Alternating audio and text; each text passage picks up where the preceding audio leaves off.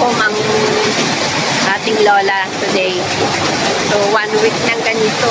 Naiinip na ako. Walang sleeping. Eh, ito, nandito tayo sa ating huling munting tindahan. Ayan. Ayan. Grabe.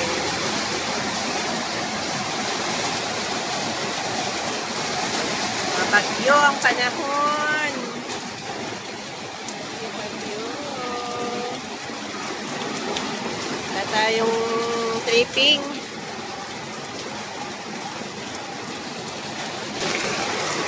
Grabe ang ulan ngayon. Kasi nga may bagyo. Kuha tayo ng paayong.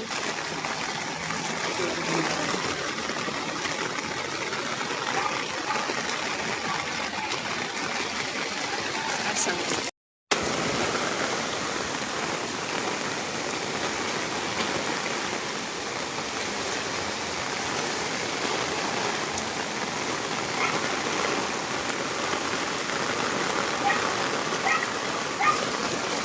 Yan na yung aking pusa dito. Ming-ming! Gusto ikaw? Hanggang sa anak mo?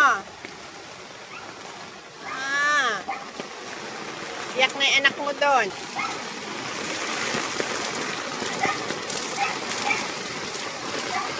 Ma'am, umuulan! Abasa ka na! Hala! Aking tent, nasira na yung aking tindahan dito. Ito yung aking lagay ng mga paninda. Yan, nasira ang tent ko sa bagyo. Dito kasi mga paninda ko sa car, naka-stack lang siya.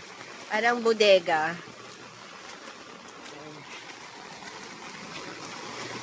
Ito po yung subdivision. Meron tayo itong isang pangbentang bahay. Doon sa kanto na yon.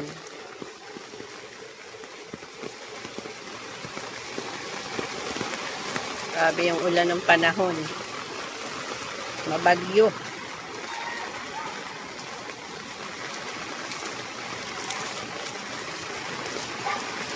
Yun. Nasira na ba? Ano na, bumagsak na.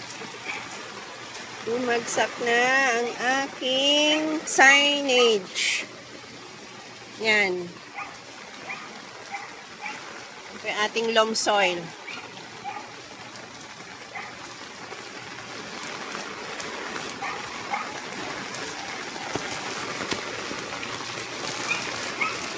Ito, nasira ang tent ng aking car.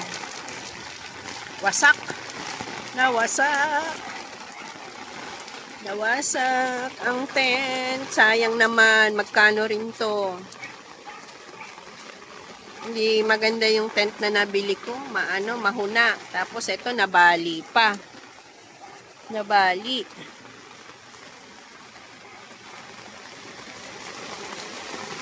Yan. Meron po tayong for sale dito. Ito po yung for sale ng house. Yung kanto na yan. Puntahan po natin.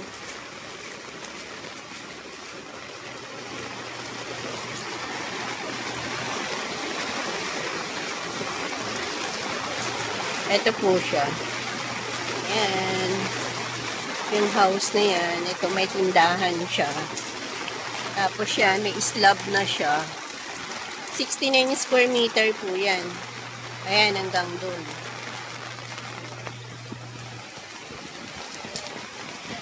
Tapos yung house, yan, ito po yung tindahan.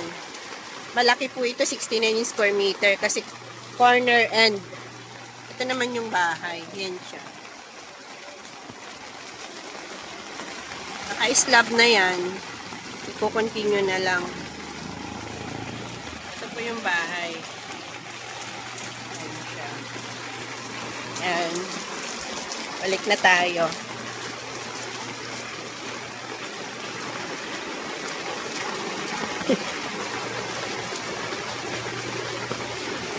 Wawa naman yung sasakyan ko. Wala nang tent. Yan, na-flat pa. Flat na. Walang pa ng, ng tent na sira.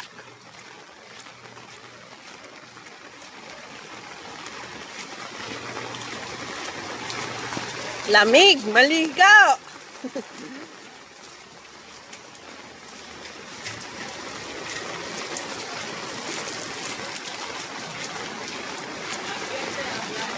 Ha? Ha?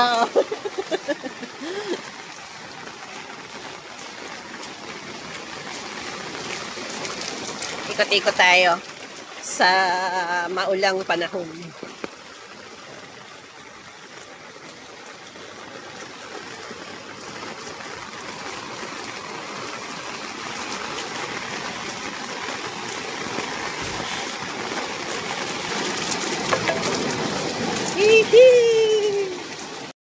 Ayan, mga ka-property, malamig ang panahon dahil may bagyo at maulan.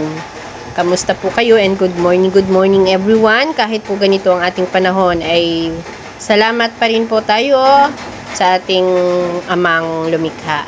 Ayan. More blessing pa rin po sa ating lahat mga dear clients. Kamusta po kayo dyan sa inyong kinaroroonan? Saan man po kayo nagwo-work ngayon? Stay safe ang ating mga mahal sa buhay. Yan, dito muna po tayo at stay muna sa house, hindi po makaalis dahil nga po hindi po tayo makapag-viewing. Wala pong nagpapa-schedule. Saturday nga po pala ngayon, July 19. Ayan. Bagyong Krising po ang ating bagyo ngayon. At kahit lumabas na si Krising ay malawak pa rin ang kanyang sakop. Kaya nga po maulan pa rin. Yan, sabi nga po sa Pag-asa ay lumabas na daw po ang bagyong Krising. Pero mayroon pa ring malalakas na pag-ulan. Yan. Walang baha, ligtas lang. Pakalakas nyo ng ulan dito sa Bulacan. Ako po, dito lang muna, hindi po makaalis, makapag-taping, hindi po makapagpalocate ng kanilang mga property. Actually, meron po sana tayong papalocate Saturday. Kaya lang, sa panahon na nga na ito, hindi tayo makakapagpalocate. Pasensya na po sa ating mga client. Talaga, meron po tayong napapalocate, pero yung along the road lang, yung kayang patukin at mga malapit-lapit lang. Pero ngayon po talagang pasensya po sa ating mga client na lalo na kay Sir Brian. Yan, medyo looban po kasi yun. Kaya hindi po talaga natin ngayon magawa ang magpalapit.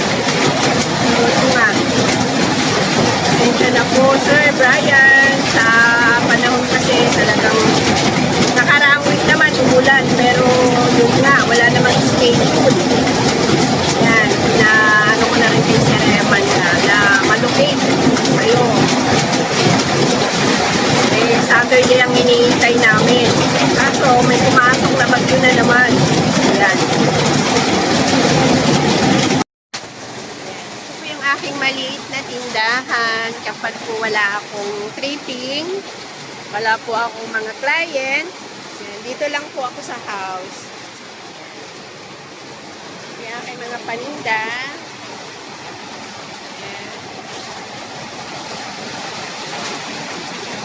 Mga hanger. Ito yung aking munting tindahan.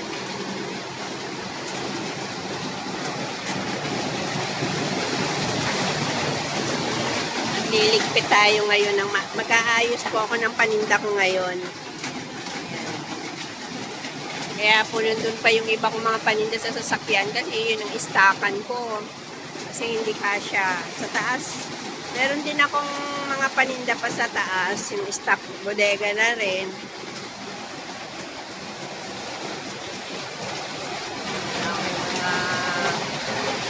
Nagkakaabalahan pag nasa bahay lang.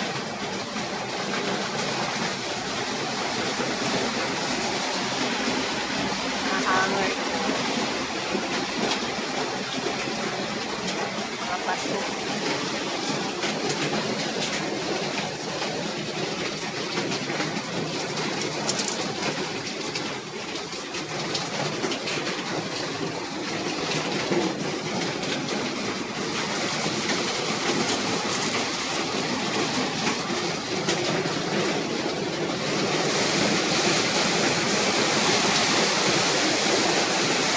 malakas ang ulan.